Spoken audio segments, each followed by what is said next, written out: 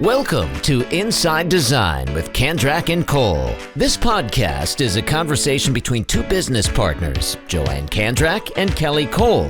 Join us for a lively conversation about all things interior design, from current projects, trade show experiences, worldwide travel, what's in, what's out, and all the challenges and wins they've had running their successful design business.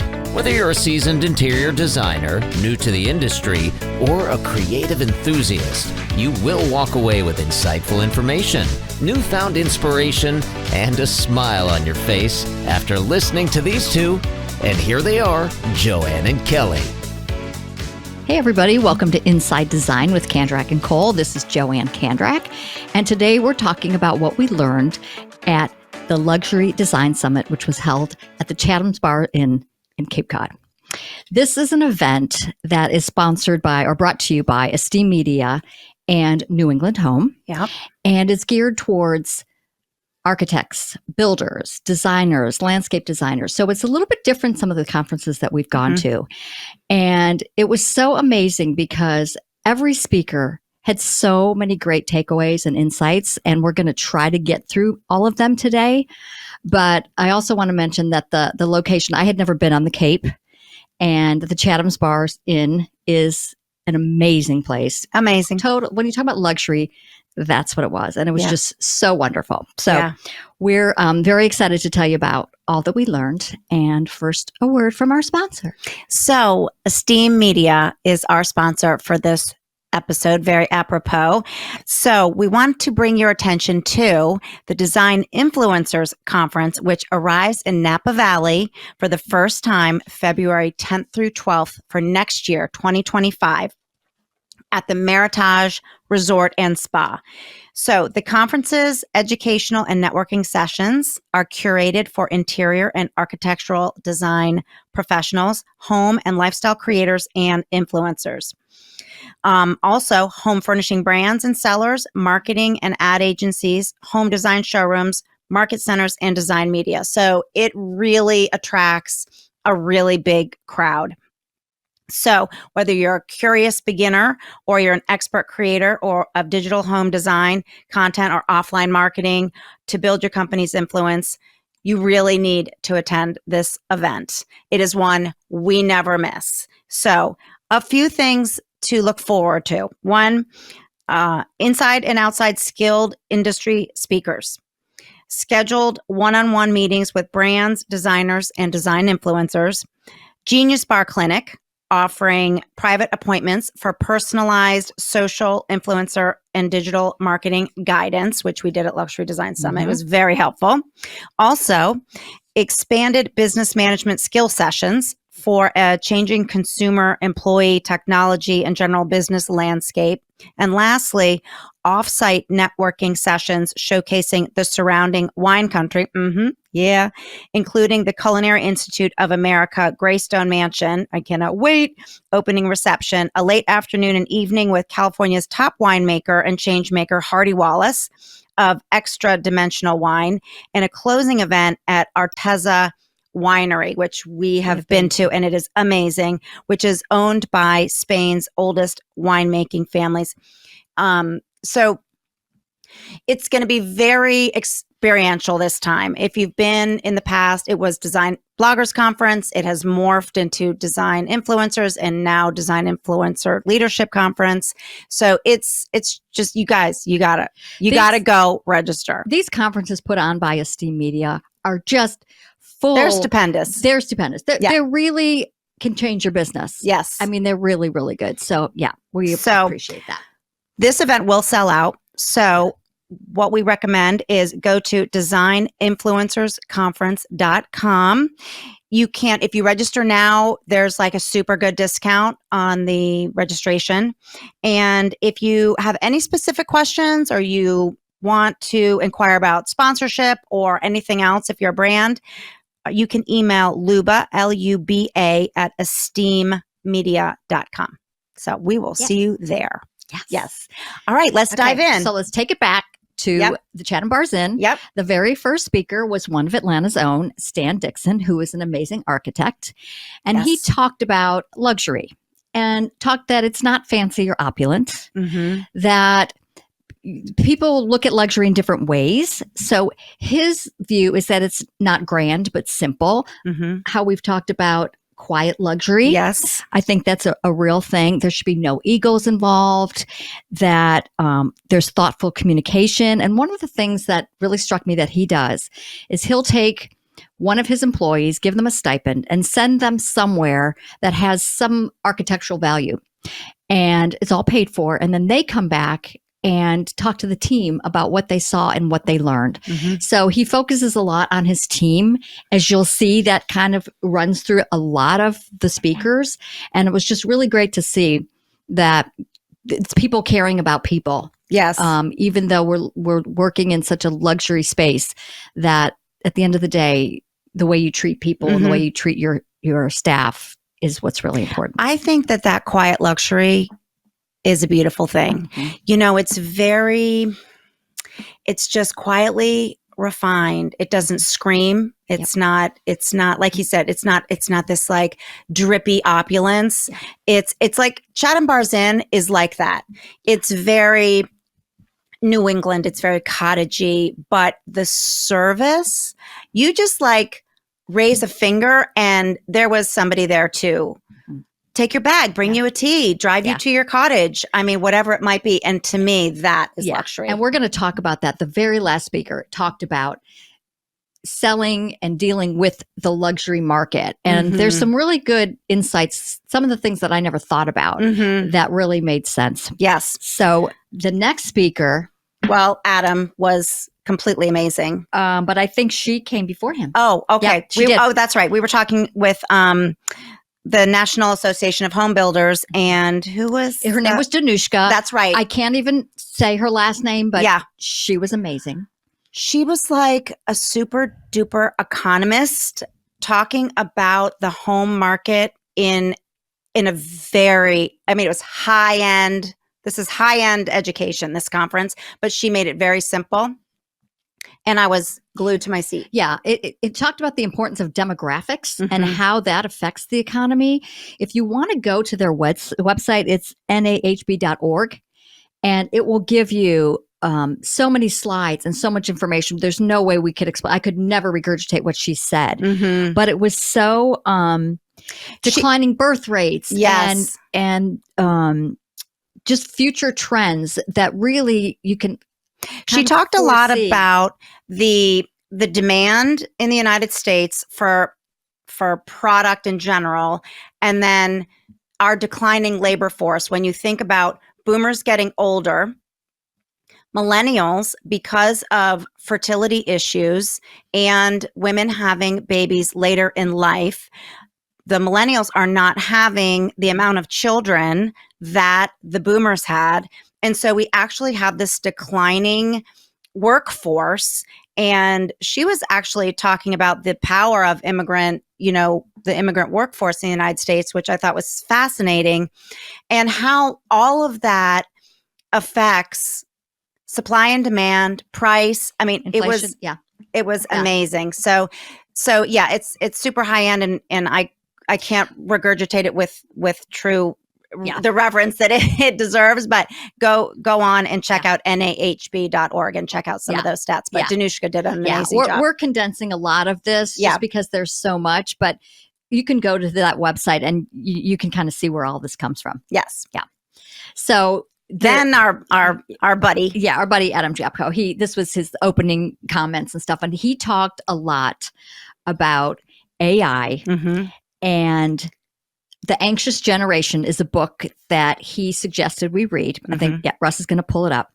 So the book is by Jonathan Haidt. It is investigating the collapse of the youth mental health. And it's all about the phones, the social media. So his suggestion is to have no smartphones before high school, no social media before 16, having phone-free schools, less helicopter parenting, far more unsupervised play and childhood independence, because our society is more disconnected than ever.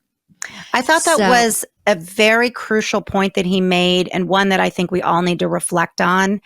And it's it really kind of breaks my heart a little bit to think about how with social media, we all think that we're so engaged and we have these big communities on social media, but truly and honestly, we are lonelier than ever.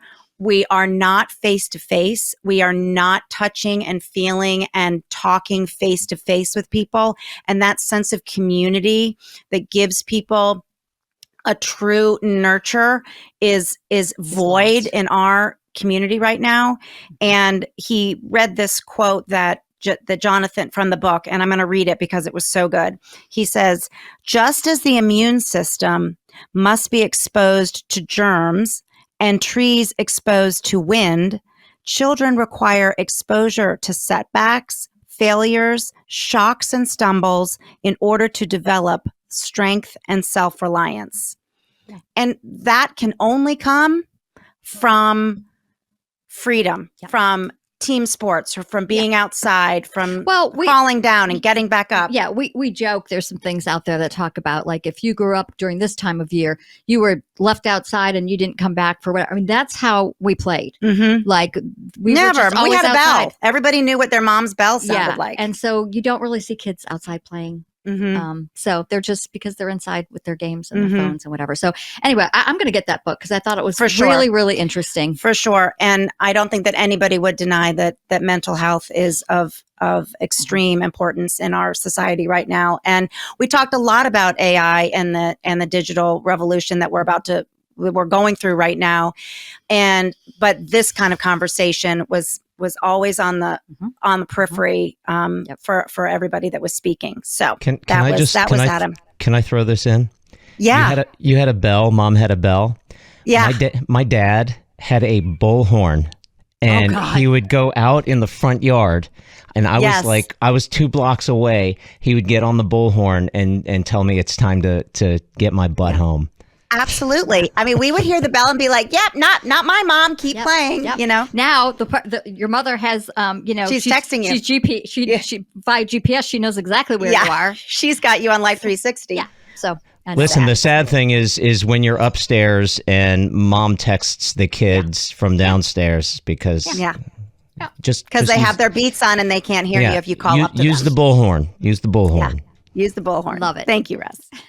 All right, next up. Okay, so Scott Lesnick, he's a global leadership keynote speaker. Yeah. It was so interesting. He talked a lot about generations and the way how we work and how we live. So these stats were amazing. So Gen X, 76% of them are more productive between 9 a.m. and 6 p.m. Then millennials and Gen Z from 6 p.m. to 3 a.m. Mm-hmm. So they're talking about how these generations work differently. So if you're great in the morning, but then you might have a millennial that's sleeping because they were up till 3 a.m. working on something. And just talk about how you need to, within your firm or your business, to pay attention and to maximize the generations and how they're different. Yes. I think that's brilliant. And he mentioned that he had everybody in his office take the Enneagram test. And if you don't know what an Enneagram test is, you need to look it up.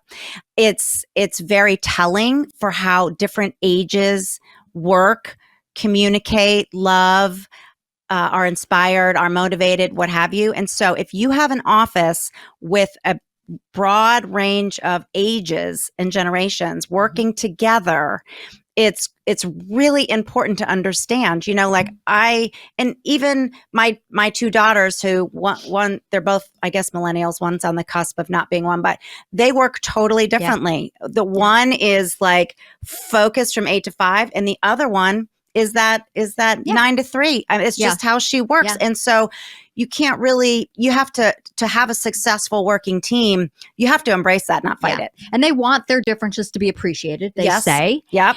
And that they want to be inclusive. So they're just saying, as a leader of your firm, you need to understand these things. And like I said, going back to the team and trying to understand, what they need. And they may be just, you have to kind of like learn to live with all the differences, understand them, and then treat them accordingly. So. Yeah, it was really, it seems so obvious, but it's not. When you think about we're all pretty much the same age in our office. So we kind of like the time frames that we're in. But if we had a younger person in here, they probably wouldn't like being here early in the morning, and we'd have to just work around that and make it to our benefit. Yeah. So, all right. The next up was Kathy Quo, right? Yes. I always want to say Quo, but it's Quo. And you probably know her if you've ever searched for something online, like I need a piece of furniture. Kathy Quo Home will inevitably come up at the top of your search. So she did a speech, a talk on establishing brand values to make your business thrive. She has a very, very succinct way that she kind of monitors her team. She has a set of brand values that, like we talked about with Jane Wynn on Jane Winchester on our last show. And when review time comes up, it is very cut and dry. They get a score, I think, from 1 to 18 or 1 to 20 based on how they are working according to the company's set brand values. And she suggests, or she uses 3 words to convey their brand values. And they, as part of their job, they are to live these brand values.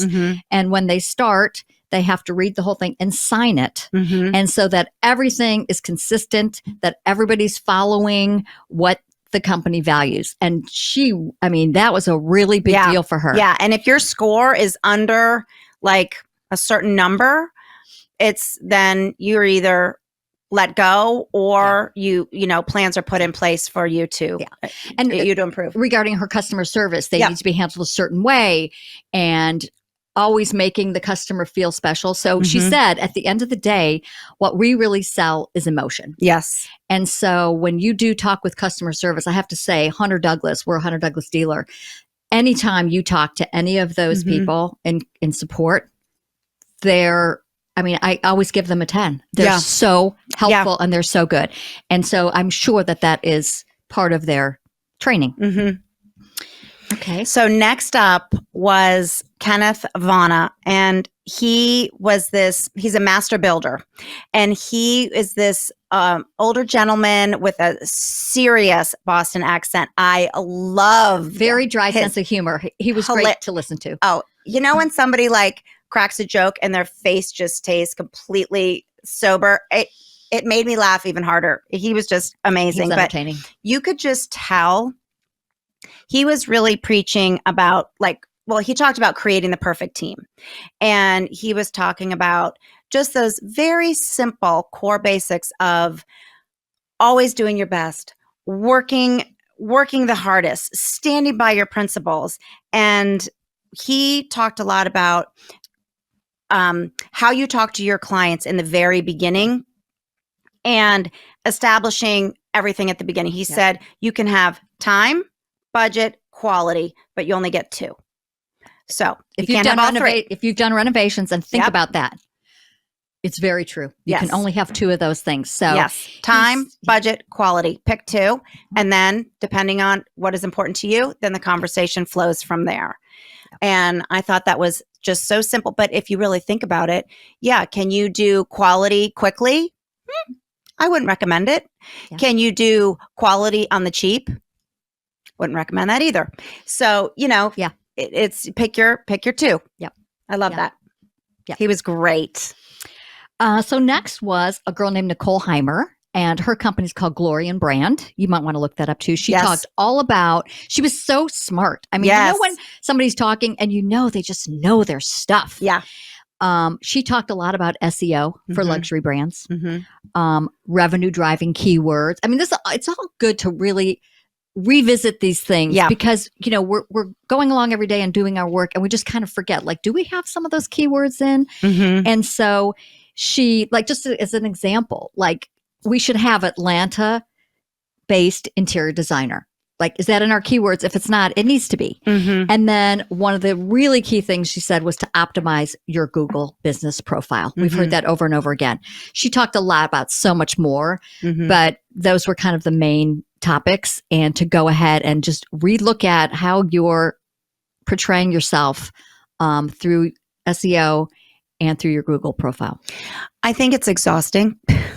It really is, like, but you got to do it. I mean, the algorithms and and Google and how it works, and it's just constantly changing. And so for your website to work for you and to be a driver for your business, you just have to revisit it regularly. Well, I say go on to your own web. I mean, how often do you go and look at your own website? You really don't. And so we were looking at some things, and I noticed on the front page of our sponsorship, that was like old information. Or, sometimes you'll look at somebody's website and maybe they might have press and it goes back to 2005. Like, take it off. No, that just makes you, take it off. So look at your website with fresh eyes, because maybe you haven't done it in a while, and you'll start to see things and be like, oh, that needs to come off. And of course, you need to keep changing it to, have the crawlers. There's a lot of designers out there, social media professionals that you can just have on retainer. That's what we do.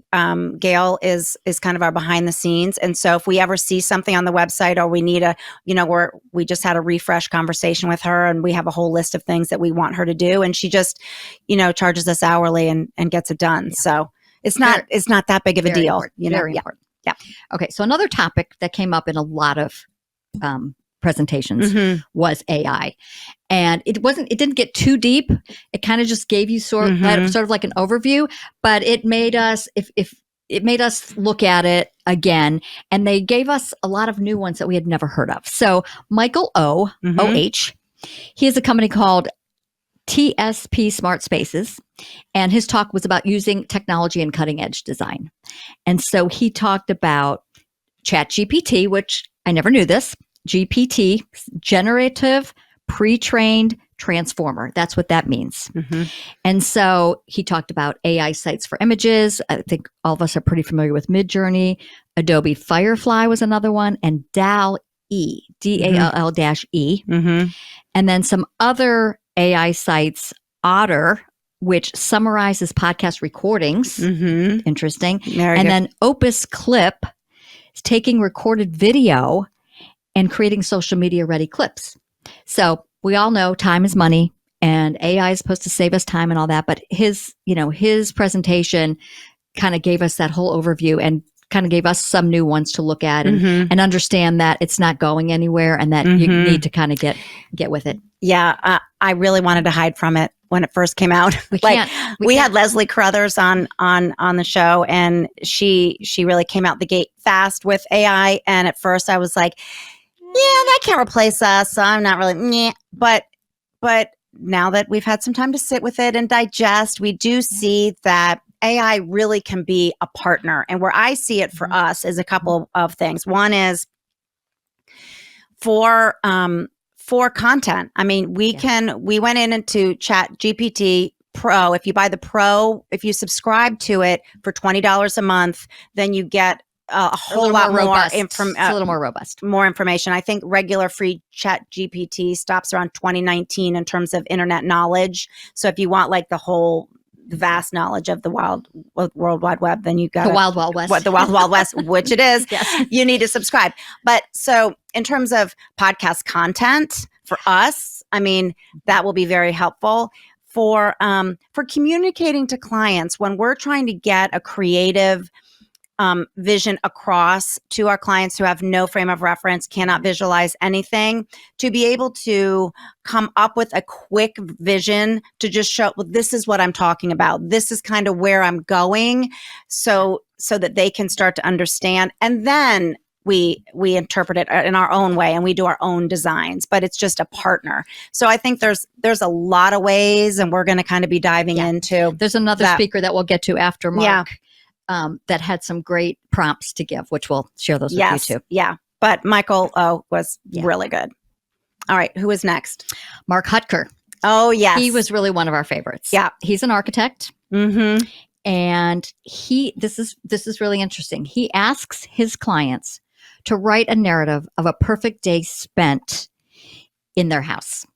So the house is then built to accommodate that narrative. So including how the light falls, the patterns of light. Yeah, if you could sit there and just dream big and just describe, I'd love to walk into my family room with the sun beating it, like that whole thing. And I want to sit in this kind of chair and I want to look at this kind of art and I want to look out in my yard and I want to see this kind of tree. And then he built it according to that, which is really, really neat. And so he believes that, once again, luxury too is health and wellness and spending time with your family. And that is revolved around home. So, whether it was an architect or a builder or a designer or a landscape architect, it's all revolved around home, and that your home should feel like luxury to whatever it is to you. Yeah. But he really spoke about the ONTIC initiative. And again, you just go online, please, and look at an ONTIC, ONTI initiative. ONTIC. ONTIC initiative.org and check it out. But it's all about rest, nature, movement, nourishment, community, kind of like if you're familiar with the Blue Zones, it's like that kind of mentality brought into the home and building and the architecture of a home and what that wellness does for you mentally, spiritually, and how you live, and then building and designing accordingly. And it's a movement that is not going away. And I just think it's just so important. But they go really deep into how you build the homes, the products that you use, and this whole approach. And it was fascinating. And I loved his mission. And I think it's on the site as well that says, our goal is to positively impact health, ease, and happiness through quantitative research into the impact of the environments we create for human dwelling. Building on 35 years of experience in innovative residential design, our vision is to create a new standard for custom homes to be both passive in their demands on the environment and community, and active in their influence on the well-being of their inhabitants. That's the mission. Yes. Yeah. That's beautiful. Yeah. I think that is so important. I'm seeing a shift. Yeah. I'm definitely seeing a shift for sure. in home. Yes. Absolutely. And I think if you're a designer, builder, or architect and you are not educating yourself in that realm, you're really missing out, because clients are going to, especially luxury clients, are very much going to start demanding that knowledge. And so we felt the pressure. I mean, this was a lot of high level conversations, and we felt the pressure to ourselves to really start learning this stuff. So good to learn. So good to learn. Okay, so the next guy, Dustin Hayes, he's with Hermosa Digital, and he's the one that gave us some AI tools to stream your business. And he says that AI saves time, and time is your most biggest asset. So there was one that he said that I thought was great. This was great for data analysis. He says, you can go ahead and put the prompt in. What is the average project total per square foot for projects in Atlanta, Georgia? Or you could even say in this particular county, or you can just get really, really detailed because, you're trying to figure out, maybe you're new. You don't know what the average square foot prices people are charging. So there's so much information that you can get because it's out there. Yeah. So, I was telling my girls, I'm like, listen, this is what you need to do before your next review. You need to go in to ChatGPT and you need to put in your entire job description and say, what is the average salary for this job description in this part of the country or in my area, and see what it gives you. But the more information that you give it, the more prompt, the deeper you go, the better information. It's garbage in, garbage out. So you're gonna get more information. So. Yeah. So it gave us a couple new ones that I had never heard of. There's one called Sora, Sora AI, which creates videos from prompts. I'd have to try that one. I'm not quite sure. And then Minimal, MNML.ai, and that's a rendering platform. So it assists architects and interior designers to generate renderings and redesign options in seconds. That's what I was talking about just quickly needed to communicate a thought. Like we're about to meet with a client and we are completely like re-envisioning her entire kitchen and making it something that's doesn't even look like her previous kitchen, and she's not used to looking at floor plan or architectural plans, and she's not looking at, so to give her a better visual through AI, which we haven't learned how to do this yet. So we're trying. I know Leslie talked about that, how you can walk through the space and get a feel for it. So we're getting there, but but that's how that could easily help. A lot out there. So yeah. Okay. Our good friend, Jessica Deuce, she stood up there. She was so nervous and she nailed it. She spoke on the vacation design rental community that she is just a rock star in, and spoke about her experience. She designs all over the country vacation rentals, and one of her mantras is ordinary is not profitable, which just let that sink in for a minute. And it is so very true. But a couple of things that she always says is when she designs for her vacation rentals, her goal is to have the viewer stop the scroll. So they're scrolling through Airbnb, VRBO, whatever, and you see something she's designed and you stop scrolling and you dig a little deeper and you look and you book. And she created the Vacation Rental Design Summit to teach you all of these things. Like, we know photography needs to be this, and, where the best sheets are, and how to talk to housekeeping, because they're the ones who will give you the ins and outs of being able to turn a place over quickly. So she gives a lot of great tips on that. And she's so experienced, and and it's not just, but it's also how to make it profitable, how to be smart about it. You would think, oh, she just puts, everything in there is kind of cheap so it can turn over quickly. Not necessarily. She puts, for example, she does really good quality wool rugs when she does rugs, and she's kind of learned over time. Again, her partnerships with housekeeping and the ones that are really taking care of these properties over time is smart, because the things you learn if you just ask them, how do they change sheets, and how, what are the things that soil the quickest, and what's hard for you, and what are you finding when you're So she's had two very successful luxury, or sorry, I keep saying I want to say luxury design, vacation rental design summits. And it's for realtors, rental managers, designers, and how to work this. They're at High Point. Yeah, how to work this in, and there are a lot of designers who are interested in doing that. So it was, and to always keep in mind that vacation design can be extreme luxury. So, it's not just your quick little, $139 a night type of rental. We're talking like, $30,000 once for again, a few days. Going back to the experiential part of it. It's not just a place to stay. What's the experience you're going to have? Yeah. And selling emotion, like Kathy said. It all kind of, it was great. It all kind of kept circling back. So lastly, and we didn't even hit everybody. We've left a few out just for time. And I am so apologize if you were a speaker and you're listening. But the last one was Jeffrey Shaw. He is a photographer, and he talked about selling to the affluent. He's actually a portrait photographer. Yes. That's how he started. Yeah. But he was so entertaining. Yes. And he was talking that the luxury client is totally different. And they don't, how do you say it? When money isn't an issue, everything else is. So you're kind of held to a higher standard, and evoking emotion, he's saying, is essential. Yes.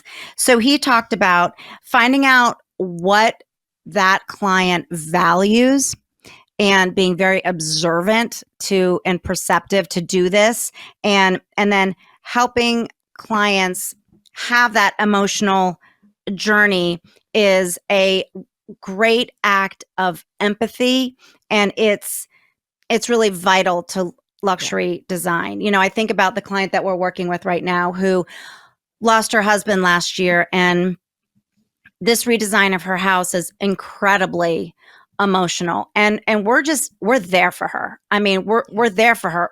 Our sole goal is to make this home, make her smile and make her happy, and whatever she wants. And we're guiding her, of course, and we're helping her make decisions, and we're, but it is an act of love and empathy, and that is that is luxury, and that was his point. And it's emotional. It's not transactional, basically, when you're dealing with this type of client. He was really, really interesting. Yeah. But that's another little nugget. If you just kind of think about that, when money isn't an issue, everything else is.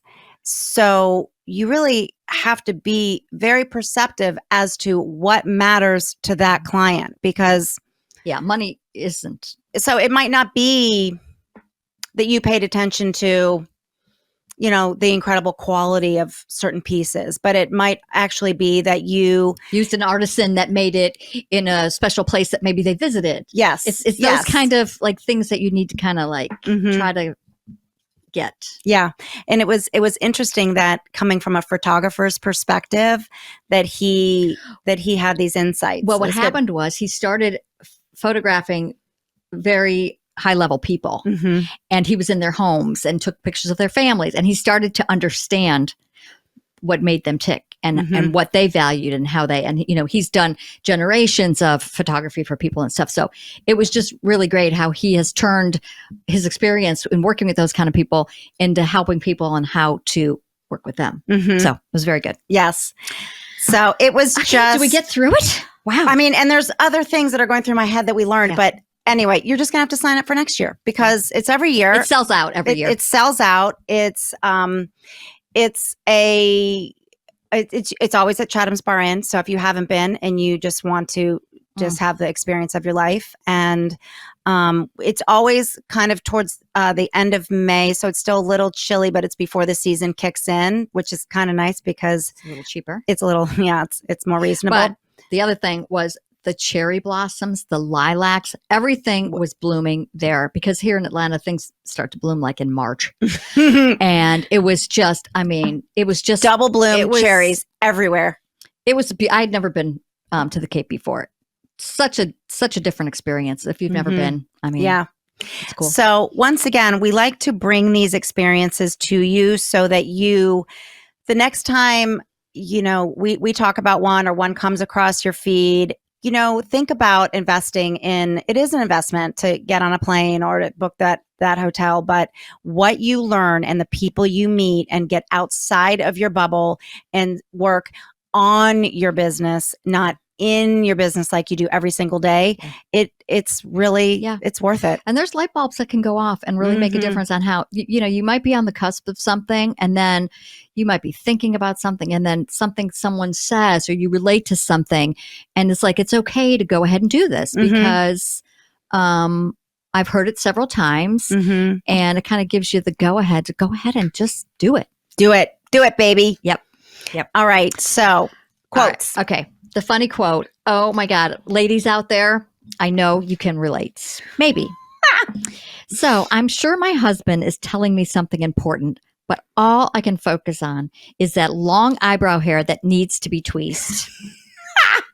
Stash Birmingham once again. Thank you for all the great hilarious. Quotes. Oh my gosh. Where were we? We were talking, we ran into somebody the other day and the guy just had the longest nose hair coming out of his nose. And that was it for me. I couldn't concentrate. I couldn't nothing. I was like, oh my God, please let me grab that. Oh my God. Okay. Serious quote. Your greatest contribution to the universe may not be something you do, but someone you raise. And I think we can both raise our hand to that. Yeah. Well, I sent that to both my daughters and my one daughter, the response is usually always, "Oh, thanks, Mom." Yeah. So yeah, we're both very lucky. We have raised some great girls and we're very proud of them. Yes. So thank you, Esteem Media, for sponsoring this episode and for all that you did for Luxury Design Summit. And we are so excited for Design Influencers Conference in Napa. We have already registered. Yes. So we appreciate your support. Yep. Thanks for listening, everybody. Have a great day. Join Joanne and Kelly for a new episode every other Friday as they continue to explore the nuances of the interior design business with the goal of informing, inspiring, and entertaining their listeners. See their work at Kandrak-Cole.com and engage with them on Facebook and Instagram at Kandrak Cole.